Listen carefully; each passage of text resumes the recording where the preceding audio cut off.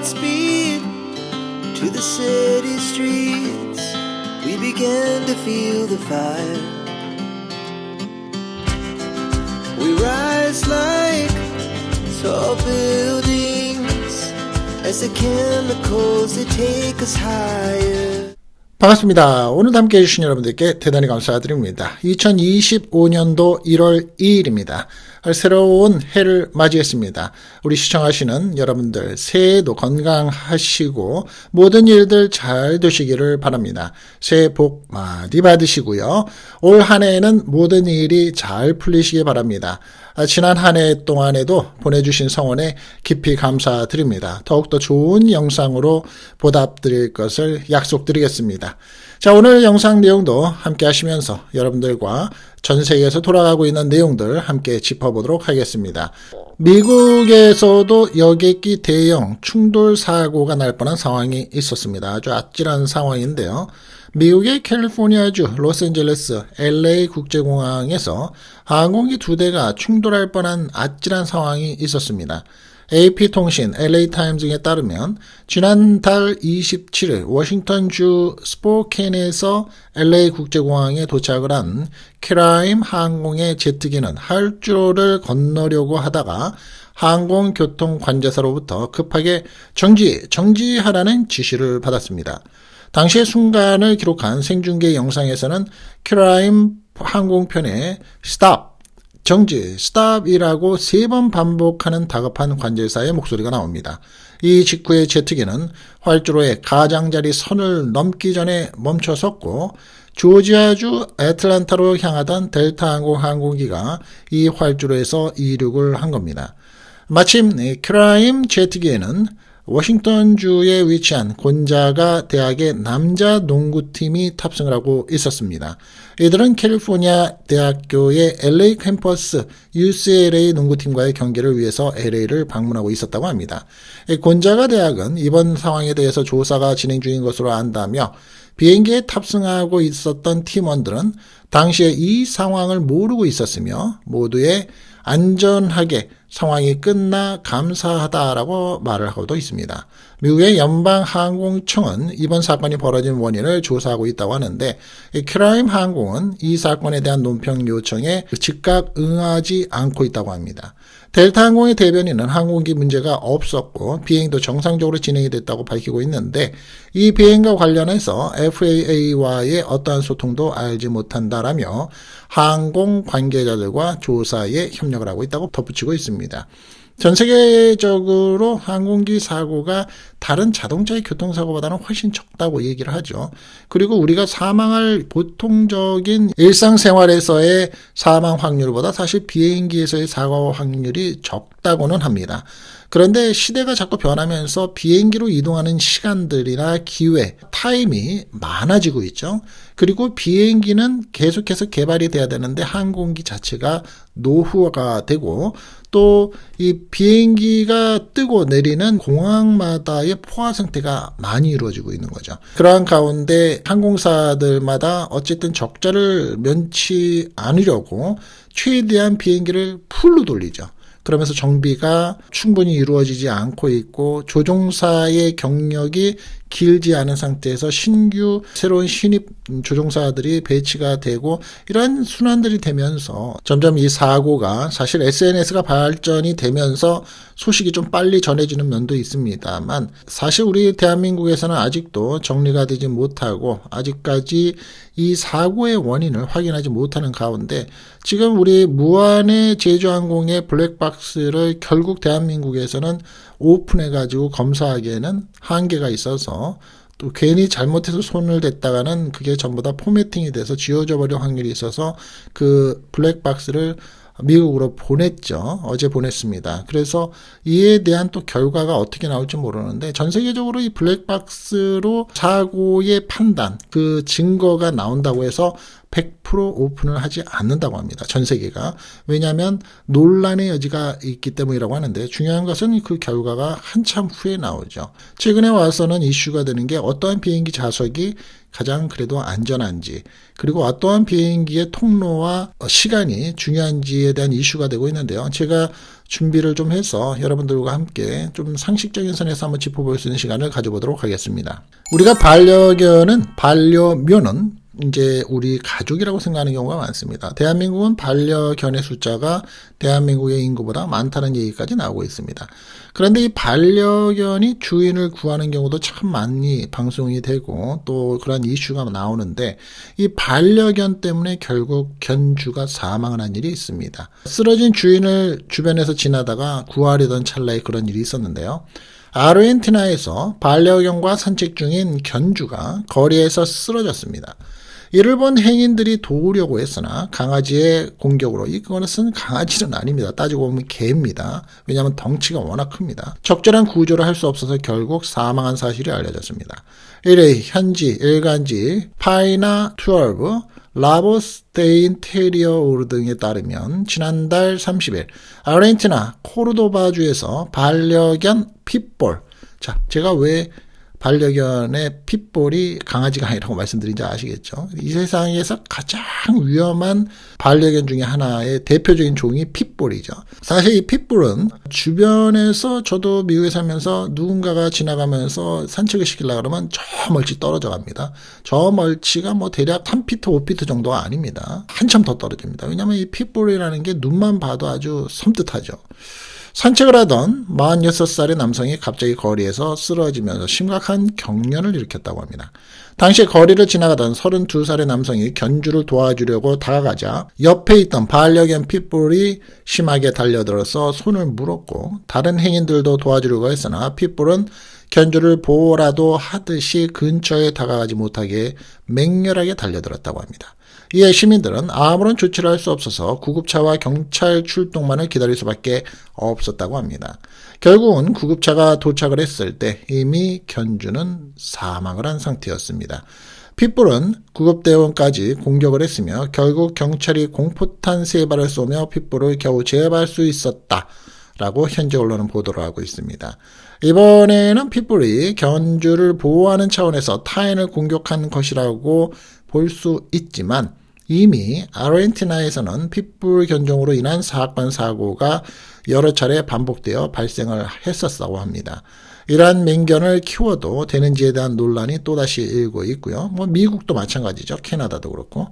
2024년도에만 핏불의 개 물림 사고로 3명이 사망을 했었다고 합니다. 지난 10월 부에노스아이레스 주에서 견주가 자신이 키우던 핏불에 참혹하게 물려 죽는 사건도 발생을 했었고 앞서 4월에는 산책 중에 이웃이 키우는 2마리의 핏불이 공격을 해서 전직 경찰이었던 64세 남성이 사망을 한 일도 있었습니다.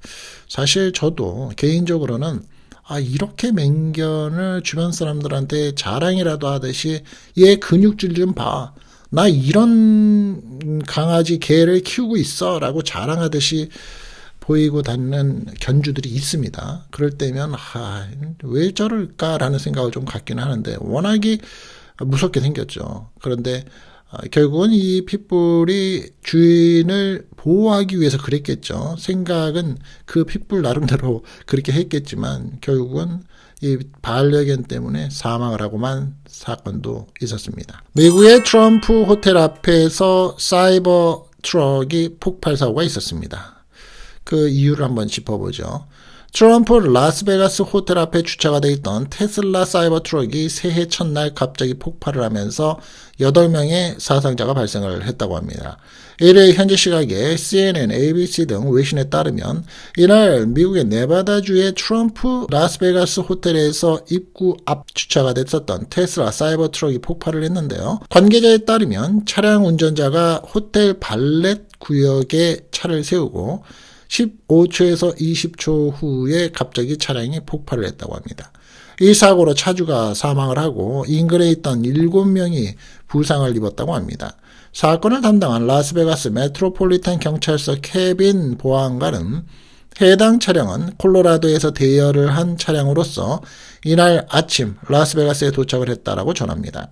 소비자들이 배터리 폭발에 대한 우려를 드러내자 일론 머스크 테슬라 최고 경영자 CEO는 테러일 가능성이 높다라며 최근에 뉴올리언스에서 발생한 테러 공격을 짚으면서 폭발을 한 사이버트럭과 뉴올리언스의 F-150는 모두 투로, 즉 렌트카 업체에서 대여를 한 것이라고 주장을 했습니다. 그는 경찰서 측에 인근 충전소의 영상을 수집해서 수사관들에게 제공한 것으로 알려졌고요. 보안관도 테러 가능성이 있다라고 언급을 했다고 합니다. 공개된 차량의 뒷부분의 사진에는 잿더미 속에 타고 남은 휘발유와 캠핑용 연료통, 불꽃놀이 용품 등이 있었다고 합니다.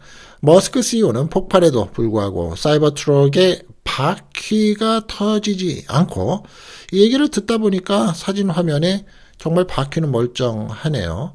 이 바퀴가 터지지 않고 외관이 비교적 온전하다는 경찰 발표 및 분석글을 인용하면서 자살 테러에도 불구하고 사이버트럭의 견고함이 인명피해를 줄였다라고 말을 하고도 있습니다. 연말에 또 새해에 시간이 되셔서 혹시 오징어 게임 2 보셨습니까?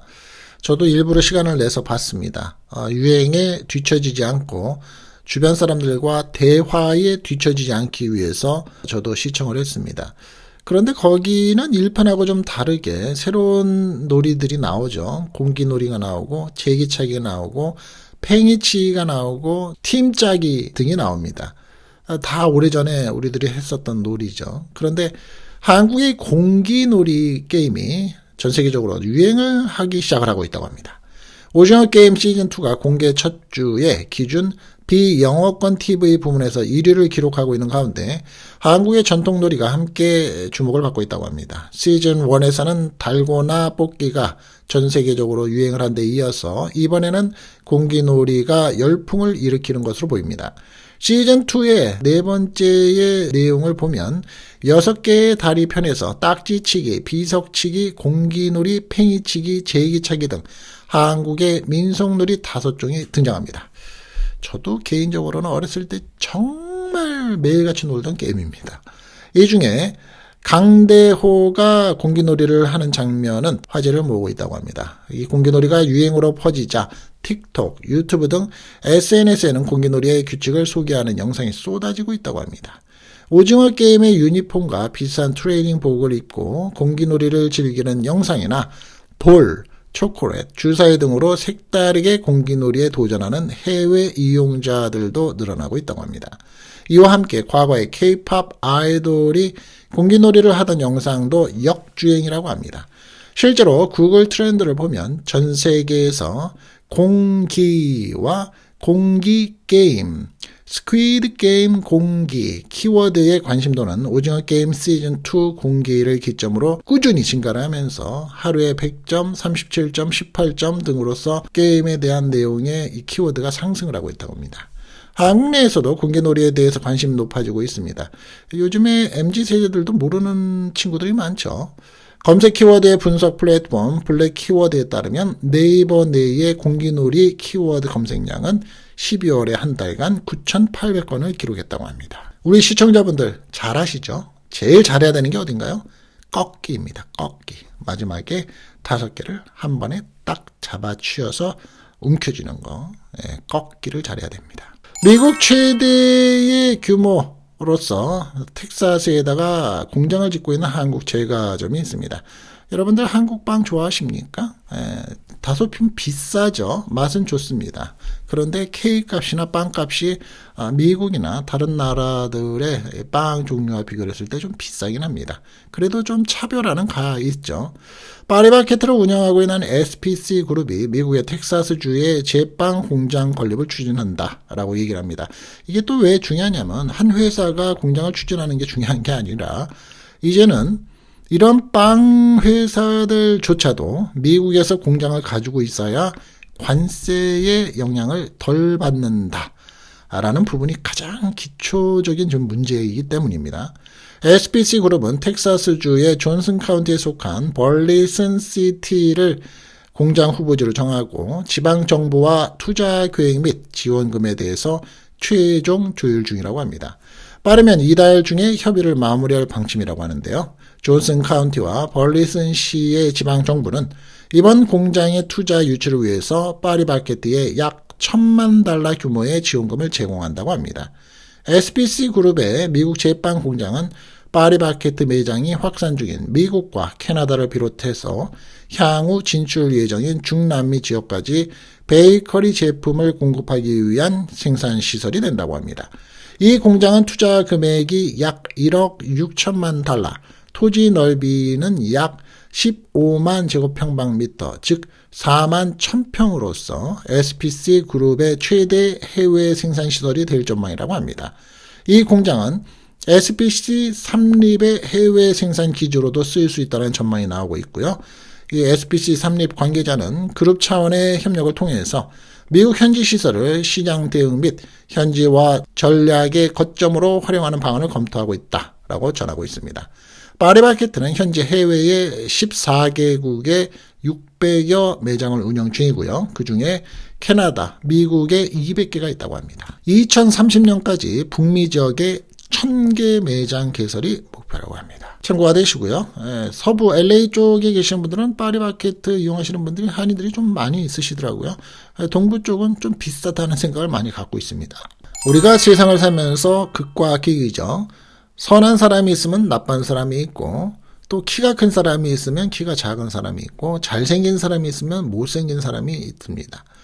선행을 하는 사람 옆에는 항상 나쁜 사람이 존재하는 것 같습니다. 잘 들어보세요. 전남 무안국제공항에서 발생을 했었던 제주항공 여객기 참사 이후에 유족을 위해서 선결제 선행이 이어지고 있다고 합니다. 자, 이 가운데 이를 악용했다는 주장이 제기가 되면서 씁쓸함을 주고 있는데요.